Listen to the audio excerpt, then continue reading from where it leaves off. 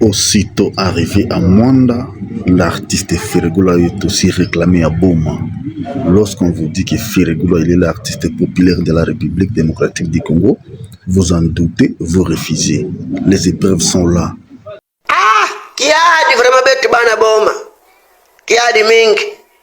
Mukana kunionka muna zaba ve na Boma baba patro kele to bakele ve. Mukatuba yao na Kikongo.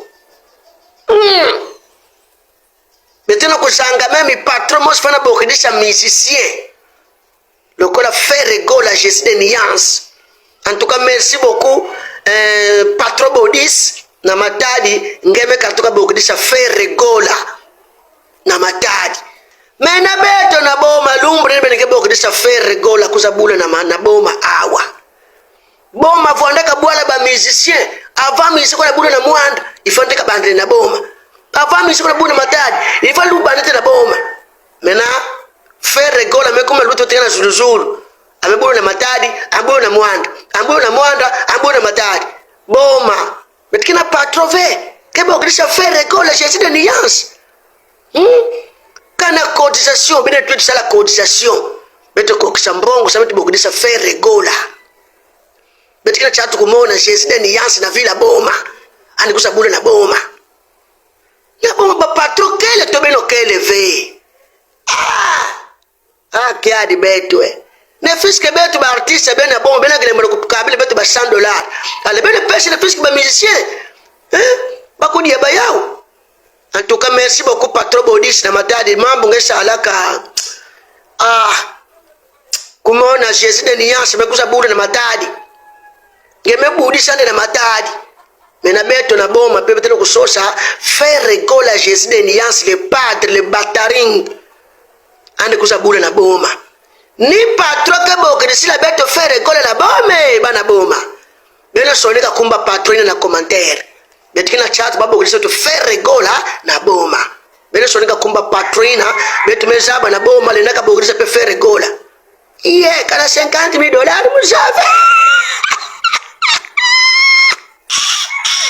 Papa Boma. Ya jamais. Bena boke de Ferregoula na Boma rapide. Kasi betina kusala kota so ya bambonga betu ya biye. Ata metu $50 betu ke kota kaka. Me betu mona Jésus de Niance na Boma. Fere. Kema kuma route Boma betu mutana avion. Partout, on est en train de réclamer Ferregoula parce que ce que Ferregoula fait avec des concerts spectaculaires, populaires et événementiels dans tous les 4 rues de la République démocratique du Congo, on réclame Ferregoula. On l'a réclamé à Lubumbashi, il a été là. On l'a réclamé encore à Kolwezi, il sera là. On l'a réclamé à Matadi, il était là. On l'a réclamé à Mwanda, il est là. On l'a réclamé à Kinshasa, il sera là au centre culturel. On l'a réclamé aussi à Bumba, il a été là à 2025, mois de janvier. Alors Ferregoula, c'est un artiste populaire, il y a solo. Popularité à Ferregoula, c'est inexplicable. Et récit à Ferregoula artistique, ils ont concurrenté. Sur le Tietembe, talana ba commentaire na biso na Facebook, partout bazolu ka Ferre kaka. Bazolu baka masolo a Ferregoula ou rien. Donc on sabine que Ferre est un leader ou est contestable pour terre Tembe. Parce que Ferregoula si maîtriser la musique congolaise parce que Ferregoula na début na carrière na ya fréquenta ba mukolo wana tout ayimba na ba si ya rumba na franc congolais. Donc ba mona Ferre ba pesa Ferre ba conseil wana Ferre atia en pratique lelo et rendre Ferregoula artiste congolais le plus populaire de la République. Bino bo terre Tembe. Mais bota la concert Ferre beta na stade de martyrs plein.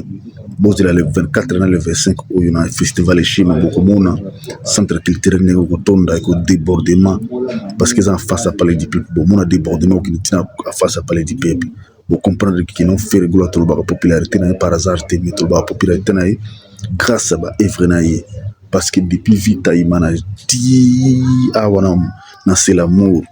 Ils ont banzembo no so faire bazana ba challenge na TikTok, ils ont ba challenge na Facebook, ils ont loama. Ils ont sali sabato, ils ont sunga bato. Ferregoula za ba fanatique physique ou ya kosaranati.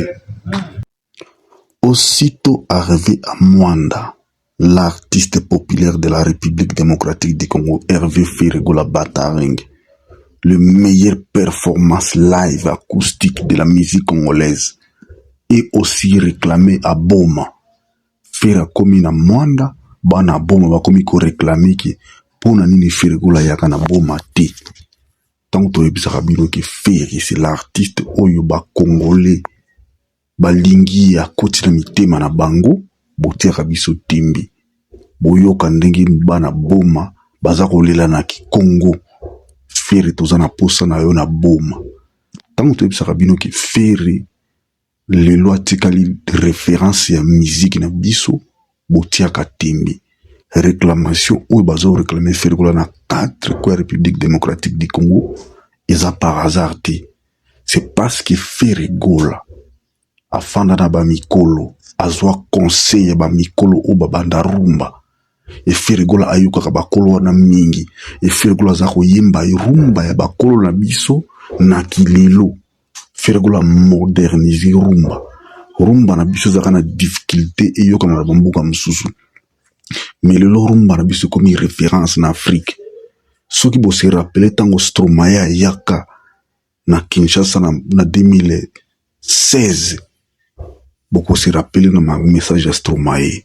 Stromae aloba na biso la musique congolaise ndeza base ya musique africaine. Surtout que même sur le plan cinéma na biso ndeza base parce que ils ont la même sketch, ils ont ba round-up. Eza ba festival de rire wana ba nani wana ba salaka ba go ba salaka référence nango eza RDC. Biso na RDC toza na problème moko, toza na industrie culturelle te. Raison pour laquelle bomoni ba artiste na biso baza na ba difficulté belé ya ko s'exploser à l'international. Toza na quelques-uns au baza na réussite parce que gouvernement na biso ils ont réfléchir te, tandis que ba mboko ba Côte d'Ivoire bazana ilo côté culture na bango côté musique baza makasi te, mais ba développer humour makasi, ba développer comédie makasi. Yango le bazo na biso RDC tozana na plus ya 120 millions d'habitants et ce qui gouvernement na biso investir na culture, on aura gagné beaucoup de choses. Tozana ba festival, tozana ba tournée, tozana ba salle, tozana ba infrastructure pour permettre ba talent na biso s'exploser. Mais moi ba talent s'exploser zate lelo na musique na biso rumba otikali rumba authentique original motozo représenter en gros à l'international. C'est Ferre. Allez-y voir de 2024 à 2026 Ferre ele biso Adidas Arena dans 3 jours billet silaki 4e jour ba annoncer le biso deuxième date. Après qu'on annonce le biso deuxième date, Ferre qui a signé contrat de collaboration na Adidas original. Ce qui n'a jamais été fait dans la musique africaine, qui est artiste africain signé contrat de collaboration. Artiste à l'ibouché à Ferregola. Puis na marque mounene Adidas original. Adidas original les Adidas oyo et ça la bilamba et ça la ba varese et ça la ba sapato. Na filiale wana ndesiko Ferregola signé qui contrat na bango. A signé comme en France, t'as qu'à signé en Espagne. En Espagne. Bon, mon a iska Ferregola mimi musique na biso. Mais comme on a bato moko ba bimi, ba bandi ko négliger Ferre. Tandis que ce que Ferregola fait pour la culture congolaise, azo memango na dimension oyo ezalaka tetango kala. Barack Obama tango zaki na Maison Blanche, abanda ko yoka Franco. Ferregola soit ki na Guinée pa na président Théodore Obiang Nguema. Ayembaka ba Mario, ayembaka ba Mamu, ayembaka ba Dudu. Banzembo ya kala wana ba président ba bengaka Ferre akende koyembela bango na ba fête na bango, na ba anniversaire na bango, na ba soirée de gala na bango présidentielle. Président Gabon en 2025 a kokisaki 50 ans.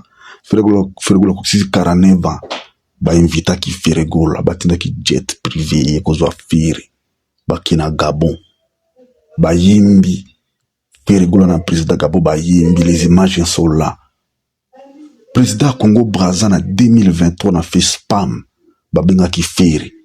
Président Senga ki Ferregola déjà ki Ferre mbazimba vita imana. Après président Sassou Kanzembo vita imana. Président Congo Brazza vient à biso denges abima Ferregola si ce festival abimi festival tikala boy rugaruga ko beta bat bazalakati. Na 2026 awa mwana na président Claudia Sassou a se remarié na Claude na Toka na Wilfried Toka Willy Toka Ferregola ndi ayaki ayembi na mariage coutumière, ayembi na mariage religieuse, ayembi na mariage civil, ayembi pe na soirée présidentielle. Président akotaki na nzembo ya vita imana ya Ferre. Mais tango bozoya ko négliger Hervé Ferre, tozo négliger musique na biso, tozo négliger culture na biso. Et ce sont les artistes oyo, il faut beaucoup de respect. Tozela te ke Ferregola tango akozala te nde topesa ebe éloge.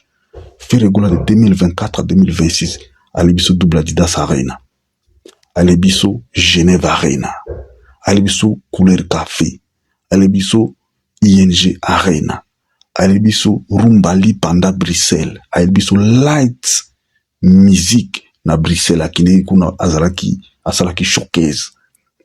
Ferregola Alebiso Accor Arena. Tous ces performances se fait la pesa qui la musique. Ferregola Baxela qui biso en 2024. Émission live streaming payant. Ce qui n'a jamais été fait dans la musique. Mais Ferregola Ayaki Nango. Alors, ce sont des performances, ce sont des choses où les artistes ont une initiative.